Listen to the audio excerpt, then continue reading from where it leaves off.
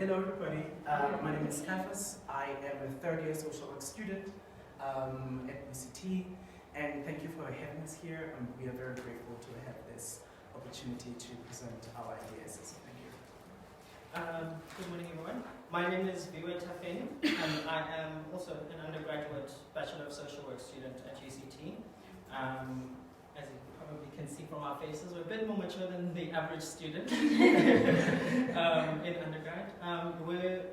I've kind of done work in various fields, but video production, media, those are sort of areas of interest, including queer activism, and psychology.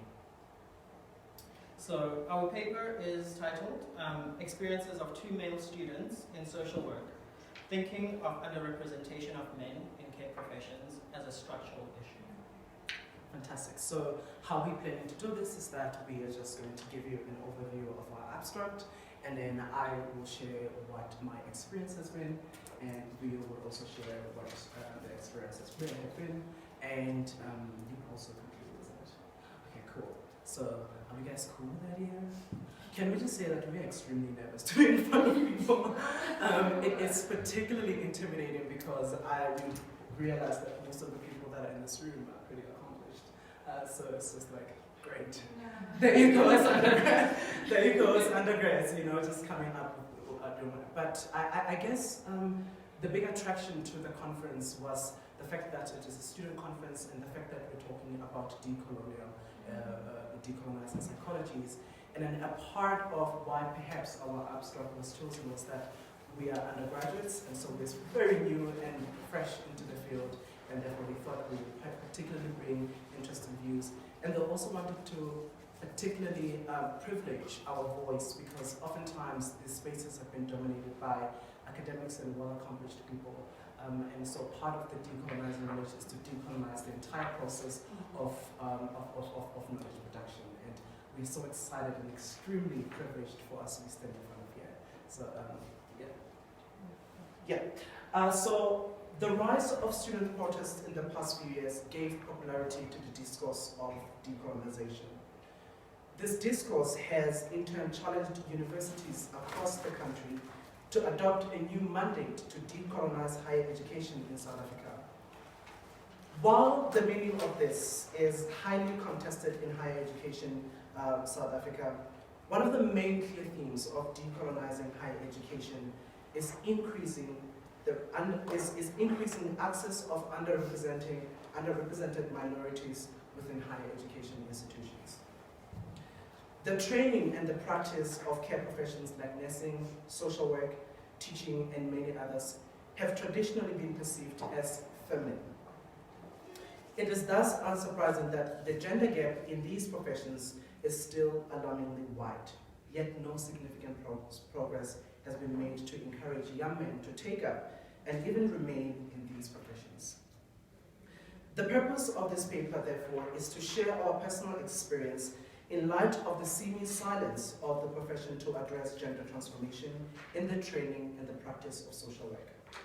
As Black male social work undergraduate students at UCT, we came across some perceived challenges that, through loose inquiries with our peers and review of contextual literature, realized that they were not unique to us. This suggested that there might be some structural biases against male students that have not been sufficiently problematized. We understand that gender is a tenuous topic in South Africa, and to perhaps equip our profession in competently dealing with it, we need to search for constructive ways in which we can negotiate the challenges that are brought by it within the training of social service professions. Would you like to So we use the terms male and men interchangeably because that is the current understanding. We have the academic understanding which says that biological sex and one's gender identity and gender representation can be unlinked and so are not necessarily linked. So because of the context that we're exploring, we use those terms interchangeably. So please forgive us if we blunder in front here. So So for the most part, marking in the social sciences has been justifiably subjective, and that's okay. But this is particularly true for social work, where social work students are placed at diverse agencies only to be assessed on the same skills. Now, this makes the grading process not only highly complex for social work students, but it turns it into this bargaining process with skewed power dynamics between the students and their supervisors. And in my case, when I was dealing with my client, I was told that I had not successfully done social work, as I failed to provide psychosocial support and care for my client despite the agency's context and social work services. And others in my similar situation have been labeled as not being social work material. That was the feedback I received from my supervisor. Now, in second year, we dealt with themes of care and gender in sociology. And we came across scholars like Tamara Sheffer, who conceptualizes care. And then Tamara understands care in different forms, and that is namely caring about, taking care of, caretaking, and care receiving. And social work as a profession, and I would also argue nursing, is one of those care professions that have traditionally only focused on caretaking. And now caretaking, it is the kind of care in its most intimate and its most direct expression. And it renders and places the people involved in their close proximity. So this is the difference between somebody who's cooking and somebody who's feeding. Do you get that? Yeah. So there's a more direct interactions between the people that are involved and the intimacy of them involved. And this is supposedly what men are bad at, particularly male students. Now, depending on the context that you're working in, social services are not always about the direct meeting of needs. They're not always about caretaking. Other interventions may vary from representing your client as a proxy in a labor dispute. They may involve sometimes simply just helping the client with interviewing skills. And then when you are in that particular context, therefore, there is very little of what traditional social work can provide as an intervention for the client. So therefore, the only way I could rationalize my supposed inability to care was that there was a deeply held belief, and there was a deeply held belief in social work training that male students tend to be particularly bad at one form of caring, and that is caretaking. Now, I'm willing to accept that students, and arguably male students, are particularly bad at caretaking. But to severely weaponize male students, almost to the detriment of their career, based on this, it is a reflection of the failure of the profession to see care as a teachable and an attainable skill. Hence, we problematize the underrepresentation of men in care, in care training, and we urge that it is seen as a structural issue. So another theme that we wanted to explore in our paper was that of male privilege. And it was very important for us to kind of use a critical perspective when we were considering our experiences and the underrepresentation of men in this field. So often when we think about underrepresentation of men, we are in any field, specifically in social care and social services, we're often blind to the privilege that the few men that are in the disciplines actually experience. Because these men, often as commonly marginalized as they are, they occupy that space of privilege, whether they be black, immigrant, gender non-conforming with regards to masculine hegemony or socioeconomic status.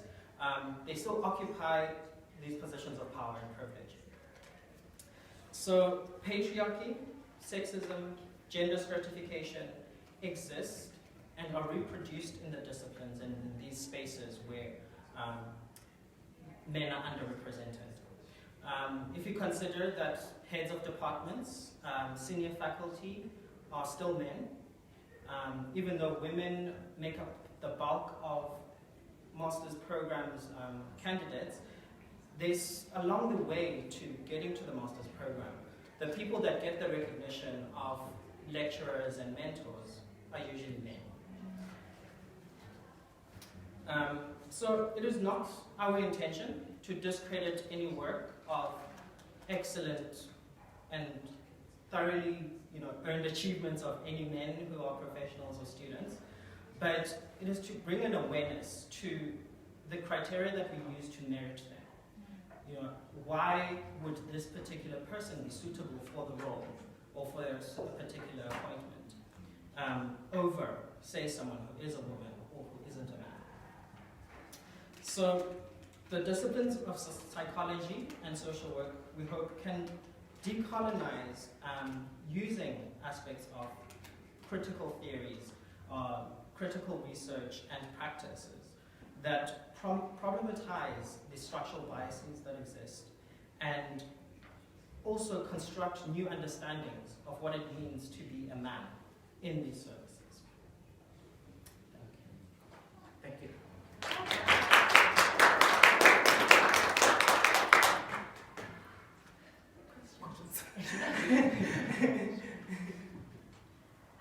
Okay, I have a comment. Yeah. It's not a question. First of all, thank you for this wonderful presentation. You guys were articulate. I was very glued to your whole presentation. I'm a qualified social worker, so it was very interesting for me to listen to you because I think I could relate on so many levels, rather. So number one, congratulations on that. I wish I was at this in undergrad. so for you guys to feel intimidated, I feel like you guys should feel more privileged because at least you guys get to start at the foundational level, so you have more of a leeway compared to us who only started in post-grad. Number one, I feel like, so in terms of what you discussed, in terms of how the expectations on male social workers, have been, and how they impact on like nerds, and how they in turn assess. Is that it's unfair in a sense that they forget that you are a social work student, meaning you are still in training. Okay. You are still in training, meaning you are still in a process of learning. You are becoming. You are unbecoming. You are getting new experiences. You're getting new skills, and you're letting go of certain things. So when you come into the profession, you come with your lived experience, right? You come with the skills, everything you know, based on where you come from. And then within that, you now come to this profession that says, okay, here are the expectations. This is a service that you're supposed to provide, and this is how you're going to provide it. Fair enough.